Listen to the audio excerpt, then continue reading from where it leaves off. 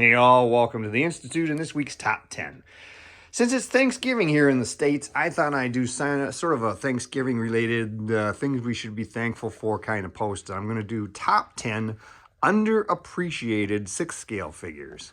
Things that we should be a little more thankful for. I'm going to start out with an underappreciated series, the Star Ace Harry Potter line. Now, I know there are some serious stinkers in this line. There is no doubt about that. But there's also some amazing figures like that Voldemort over on the left, especially at the price point. And in my number 10 spot, I'm putting Dumbledore to the right there. Now, they did both versions of Dumbledore. I happen to like the costume of the later version better. But both of them have amazing head sculpts, amazing tailoring. These are excellent figures, especially at the under $200 price point these things were at. These are rooted hair with a sculpted beard, and they did a wonderful job of making that work and doing something at a price point that's not $600 or $700 like we're seeing now. Glasses look fantastic. They're just nicely in scale. Everything about them. These are excellent figures that should have way more appreciation than they've gotten. Like I said, there's some real stinkers in that line, but the Dumbledores are not it. Now, number 9, we're going to look at a Hot Toys figure. There's going to be 3 Hot Toys figures on this list. I know, hard to believe that there are Hot Toys figures that are underappreciated, but there are, and one of them is Belle from Beauty and the Beast. This is a beautiful Emma Watson sculpt. It's an excellent costume. They did a really nice job. They gave us some terrific accessories. These are, the live action figures, including the rose in the jar. But it's just a beautiful, beautiful figure. They did a marvelous job on it. People just didn't appreciate it at the time. There was too much whining and complaining about a live action cartoon. But that is a beauteous release. And that's number 9. Now, number 8 is another Star Ace figure. It's the only other Star Ace figure on this list. And it has nothing to do with Harry Potter. It instead has to do with horror. Yes, Star Ace did some horror figures.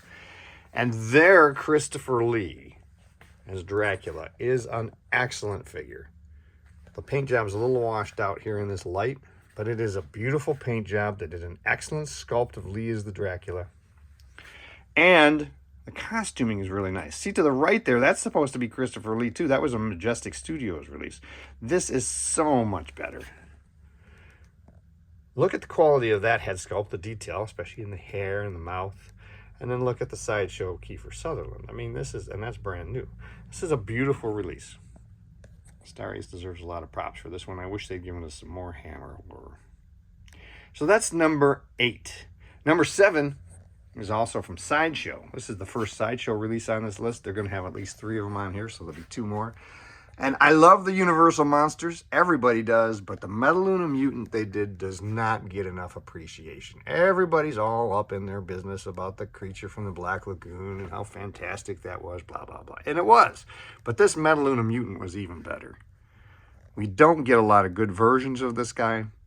He's a terrific guy in a rubber suit monster, designed by the same woman, Millicent Patrick, who did the creature from the Black Lagoon.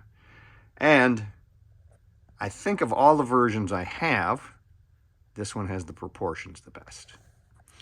Not loved as much as it should be. So that's number 7. Number 6, we're going to talk about Sideshow again. Only this time, we're going to get into some DC.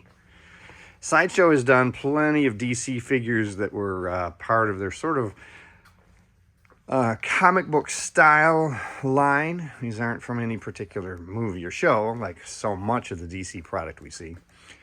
And I think the Lobo they did in this series is just outstanding. Fantastic sculpted and a wonderful job on the costume, especially the jacket with the ripped sleeves. The buttons are perfect. I mean, just overall, this is a terrific figure. I loved him when I reviewed him when he came out. And I still love him even more today. Just a great Lobo. We don't get enough Lobo figure either. So he's getting number 6. We'll see Sideshow at least one more time in this list. Now we're getting into the top 5. We're getting into the nitty gritty. And in the number 5 spot, we've got another Hot Toys figure. Way over here back into the horror section. And this is going to be a figure that is one of their Johnny Depp's. Sleepy Hollow. Ichabod Crane. They did a marvelous job. I've got him here with the rest of the Young Frankenstein figures ready to operate. But he came with a ton of great accessories. There's his bag down here with all the little vials. He came with some other lab equipment. Just a great figure in terms of accessories, but it's actually a really good young depth head sculpt. The costume is really cool. You got multiple choices. You can see I got him here in his lab coat or his lab apron, but you can put him in the full suit from the movie. He's just a great release. Another one that's really underappreciated. I bet you can get this guy pretty cheap these days. As a matter of fact, I'm betting you can get most of these figures pretty cheap. That's why I'm calling them underappreciated. People just don't realize how great these releases are. So we're going to swing over and look at number 4. Generally an underappreciated line is the Asmus Lord of the Rings series. I'm glad they're releasing some more. But it's Gimli who's going to end up here on this list. You know, they did an excellent Gandalf the Grey, and they did an absolutely fantastic Gandalf the White. But it's their Gimli who's underappreciated. He's got a rooted hair beard, rooted hair, obviously. And he's just so well done in terms of his costume and accessories.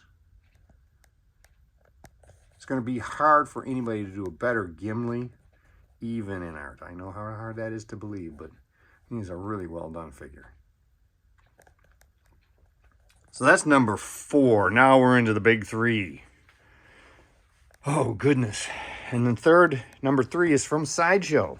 I'm going to swing over here. Talk about Indiana Jones. Now, their Indiana Jones, he's got a bit of a bobblehead. Notice there's the Hot Toys version over there, slightly better in terms of at least proportions. Their Indy had a bit of a bobblehead. But their Indiana Jones Sr., his dad, the Sean Connery, is a fantastic figure. I think he's the best release they did in their Indiana Jones line. Not that the bobblehead situation isn't as extreme. The suit, fantastic. You can see here he is riding with his son in that sidecar. And he's just, it's an excellent figure. And again, while he might be a little more expensive, because Hot Toys never did give us a Jones Sr. to go with theirs, he's still a fantastic figure that probably is going for less than he's worth. Number 2 is right here. Yes, everybody loves all the jacks that they did in the Hot Toys line.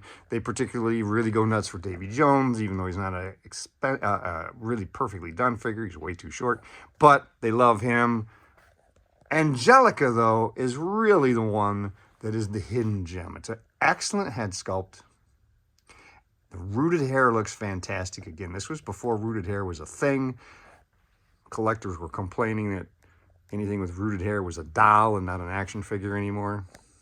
The costuming is fantastic. I've heard some people have had trouble with the boots. I don't have that problem, but if you do pick up one, you want to watch for to make sure there's no trouble with the boots. And she gets number 2. She's just a beautiful figure. I've always been amazed at how nice she was and how, at the time, she was really underappreciated. I think part of that is because the movie was not at the same level as some of the others. Then there's number 1, by far. QMX did several 6-scale figures. Their Firefly is nice, but it's really Dread Pirate Roberts from the Princess Bride that gets my number 1 underappreciated figure. This one probably does go for a lot. Nobody's done anything near this nice for the movie, and the movie is, of course, fantastically popular. I had to actually buy 2 of them. I usually don't do that because I wanted both the pirate head sculpt and the unmasked head sculpt, the Wesley head sculpt, displayed on the shelf. It's just a fantastic figure. One of the favorites in my collection, and nobody really talks about him. So that's why he's on my top 10 underappreciated list. So there you go. Top 10 underappreciated for me in terms of 6 scale. Like I said, I think I might do an underappreciated wave or series list as well this week instead of a featured collection. That's what I'm thinking. Anyway, hopefully you're having a terrific week. Make sure you subscribe.